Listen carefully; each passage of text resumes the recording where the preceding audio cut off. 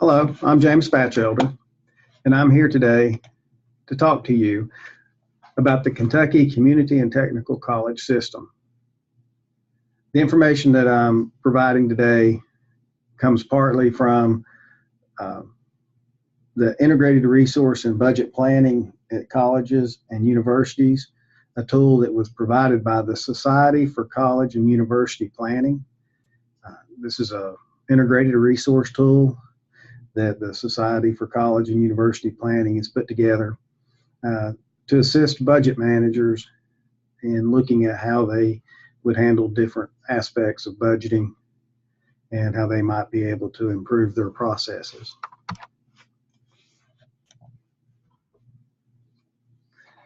Specifically, the Kentucky Community and Technical College system, KCTCS, which I will just call the Kentucky Community and Technical College. Moving forward, it's kind of hard to say, it doesn't roll off your tongue well, was something that was put in place by Governor Paul Patton. And this happened through the passage of the Kentucky Post-Secondary Education Reform Act of 1997, or HB 1. And in this process, they combined all of the 14 different community colleges and the 15 technical institutions into 16 two-year comprehensive colleges. And this was a fairly large undertaking to do this. And the goal of doing this was to better meet the post-secondary education goals for the state, to make them more competitive. They wanted to assist in reaching goals to help Kentucky and the people of Kentucky and better workforce development, better education in the systems. Other states have done other things. State of Tennessee has the Drive to 55 that was put in order to try to help have more individuals educated within the state of Tennessee. And the Drive to 55 wants, 55% of Tennessee's work age individuals to have some sort of degree or certificate, so something associate's degree or higher. But this effort here in Kentucky, in the development of the Kentucky Community and Technical College system, encompassed 68 campuses, 11,000 employees, and at the time, 106,500 students. So it was a very large undertaking, to say the least. Some of the things that they were looking to do at the KTCS within their operations was an economy of scale. And economy of scales really reaches out in not having lowers the duplication of services and the administrative wise, but it also increases the ability, the purchasing power of the unit. When you're making large scale purchases, it's a lot more efficient to do that. The economy of scale on duplication of programs even. It may be that you can provide one online program out of one institution than at multiple institutions offering the same programming, and being able to service units that way. Having one system enhanced student transfers and the articulation agreement, so it made it an easier process for the students.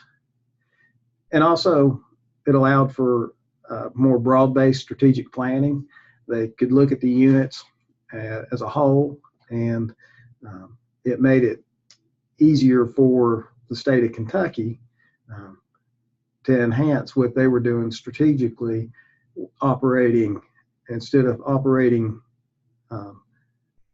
16 or 15 different technical schools and 14 different community colleges, Now they're operating 16 units, but they're operating those 16 units under one organizational structure, and it just enhances the ability to have more control in those aspects.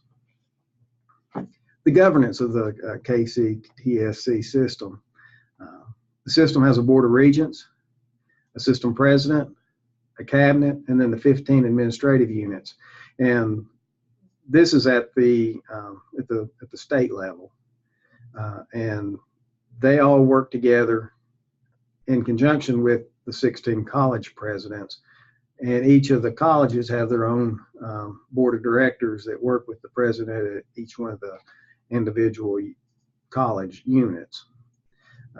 So we have a very organized structure working together here in order to reach this common goal that has been set out. KCTSC budget process. And this is where it's kind of interesting and different. They have a biannual process, something that happens every 2 years, and an annual process. And then to go along with that, they have the strategic needs analysis. And the biannual process sets the operating budget for a 2-year cycle. And involved in the biannual process, each school puts out, or each institution puts out a 6-year capital projects plan, and they also put out their operating and capital project needs in the 2-year plan. And I really like this 2-year plan. To me, it gives a little bit more stability in knowing what an institution can do. We have a 1-year planning cycle in the state of Tennessee, and we're delayed this year because we have a new governor.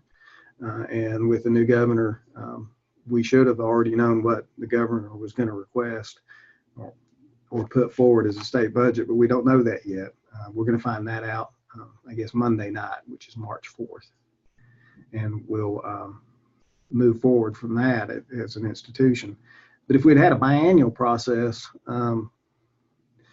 again, we would be starting out with a new governor this year, so things might still have been delayed. But a biannual process is every 2 years getting a somewhat fixed budget and knowing that you can plan a little bit longer in the cycle really makes it interesting, or I think it makes it interesting. I'd like to see what that looks like.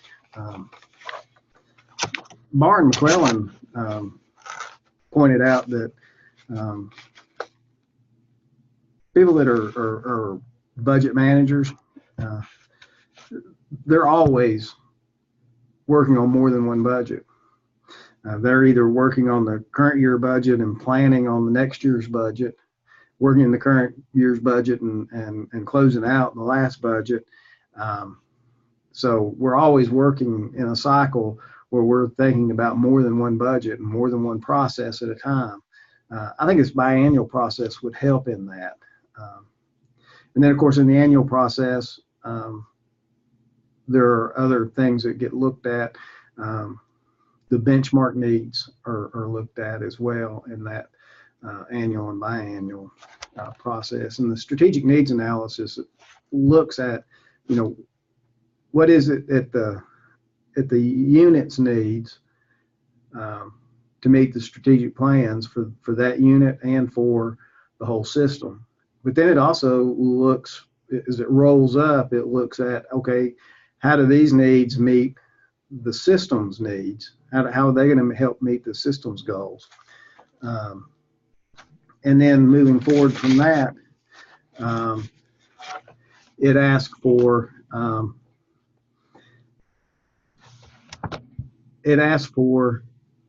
new needs, or they review how these needs are going to meet the strategic needs moving forward for the whole system. And then at that level, they're also looking at, is this really meeting the needs for the state? So it's a very, very interesting process. And then we step out and we look at this little more broadly on the KTCS annual and biannual process. It's a statewide process. The state has the General Assembly, and the General Assembly is responsible for setting the budget for the state, and specifically they have the taxing and spending authority for the state. So they're going to look at, are these meeting statewide needs? And this process is on a biannual. So they set a budget, a 2-year budget moving forward. And then there's the post-secondary issue that falls into this. And the post-secondary issue is on the Kentucky Council for Post-Secondary Education, or CPE. And they're looking at the overall statewide, all of post-secondary education, not just the KC, TSC, but also the universities within the system, and how is the budget process, how is all this rolling up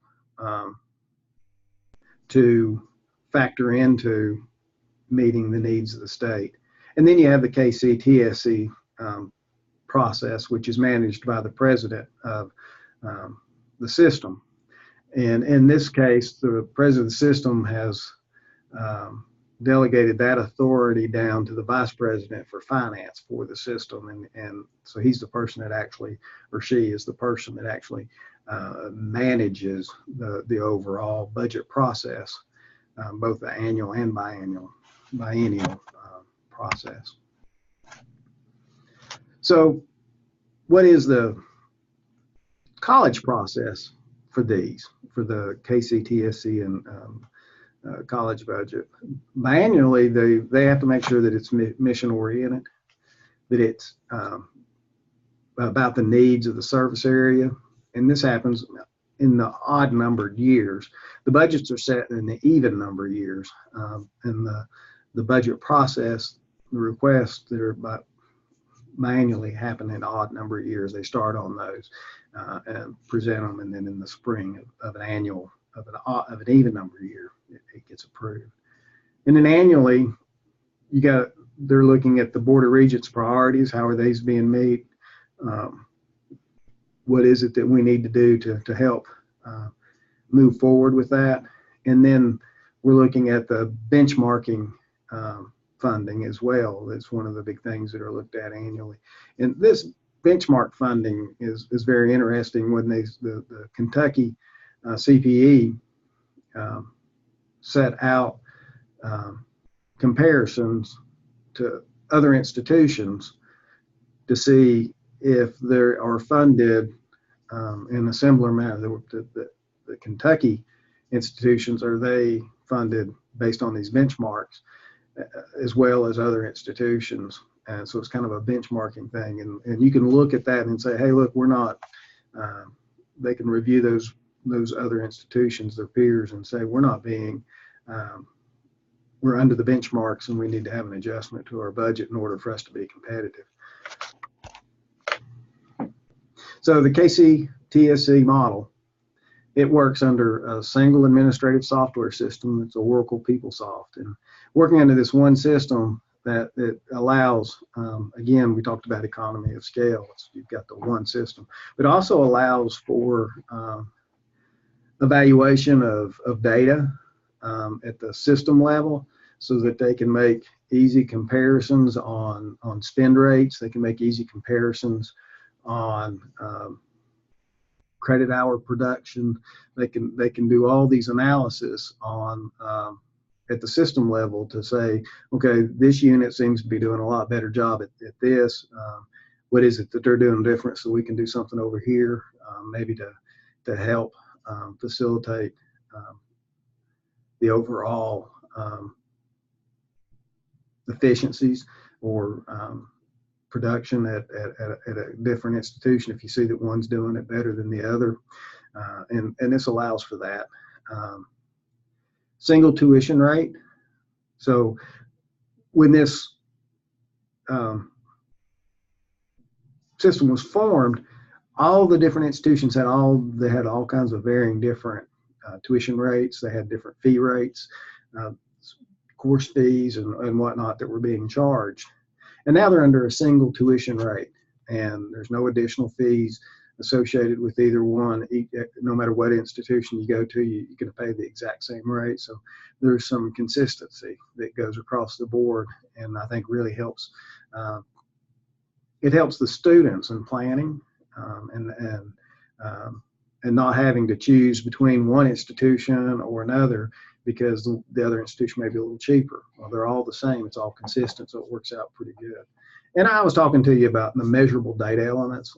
Again, having that one single administrative system allows them to evaluate one unit and see how they're doing, and then look at that unit in comparison to the other units, and then using the exact same data set. And if you ever go to look at data, and if people aren't looking at the same, if the elements aren't exactly the same, then you can't hardly make a very good comparison. But in this, you're using this system, all the data elements should be at least very, very close. So it makes for a better evaluation of what's happening and occurring. KCTSC, meeting the needs. It was recognized when they instituted this system that KTCS was going to be the primary driver for workforce development and economic development for Kentucky as a state.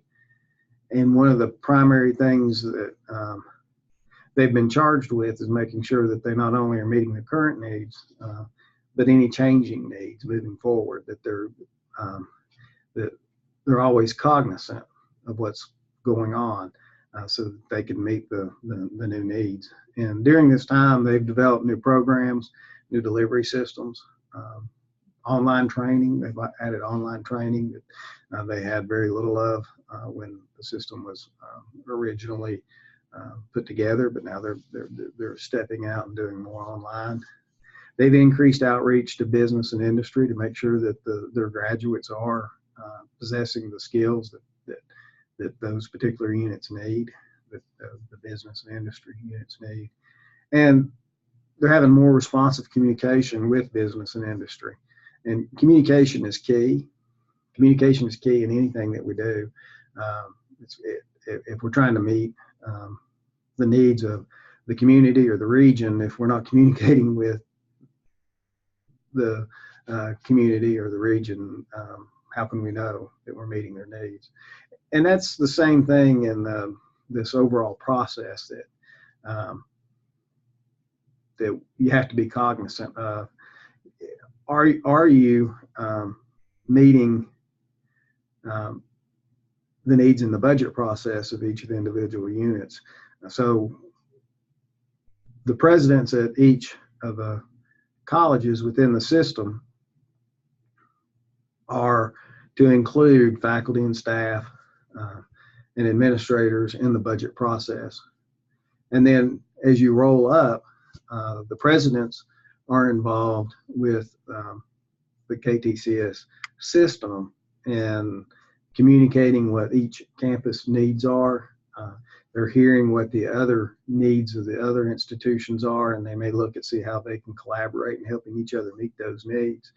And then as you move up into the system is expressing at the state level, you know, these are the things that we're striving for, and this is what we need to do that.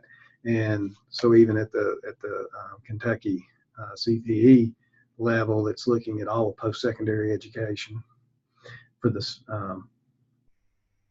for all of Kentucky. It all rolls up together, and it really looks like a really good process.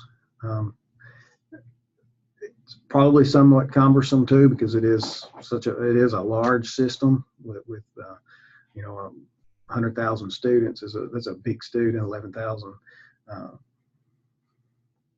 employees, I think, is what the number was.